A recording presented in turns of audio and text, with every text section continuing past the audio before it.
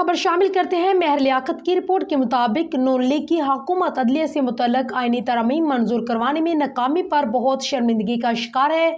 दो अफराद मोहसन नकवी और आजम नज़ीर तारर को आईनी तरमीम के मामले पर मौलाना से मुज़ाकरात और उन्हें ऑन बोर्ड लेने की जिम्मेदारी सौंपी गई थी, लेकिन सियासी जोर तोड़ में इन दोनों की नातजुर्बाकारी के बायस उसे खुफिया नहीं रखा जा सका और मामला कबल अज वक्त मंजर आम पर आ गया। जो काम खामोशी से करने का था उसे कबल अज वक्त ही टीवी पर खोलकर पेश कर दिया गया, जिसके बायस हुकूमत के लिए पूरे मामले का सत्यानाश हो गया।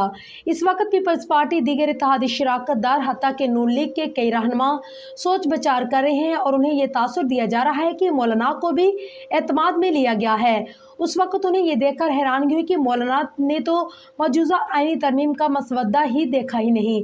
इस पूरे मामले पर इसहाक डार बाद में शामिल हुए और वजीर आजम भी मौलाना की रहायशगाह पर जा पहुंचे। ईवान सदर ने भी कोशिश की कि जब बिलावल भी JUIF के सरबराह से मिलने गए, लेकिन हुकूमत के लिए कोई राह न निकली।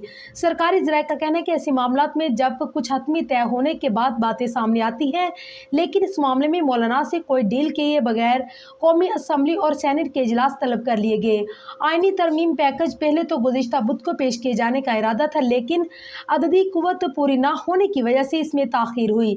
PTI से वोटों की मतलूबा तादाद पूरी थी, लेकिन मौलाना की वजह से मामला ख़राब हो गया, जिससे हुकूमत बिलखसूस नून लीग को शदीद खफत का सामना करना पड़ा।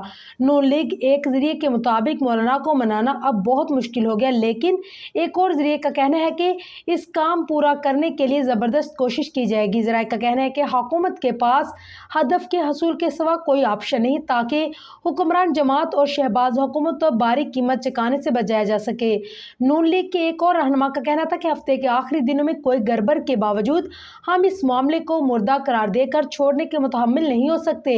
उन्होंने कहा है कि हमारे पास ये तरमीम 15 रोज में मंजूर कराने के सिवा कोई ऑप्शन नहीं। उन्होंने कहा कि हमारे पास अददी कुव्वत थी, हमारे पास पेशकश मौजूद थी, लेकिन मौलाना की वजह से मामला ताख़ीर का शिकार हो गया।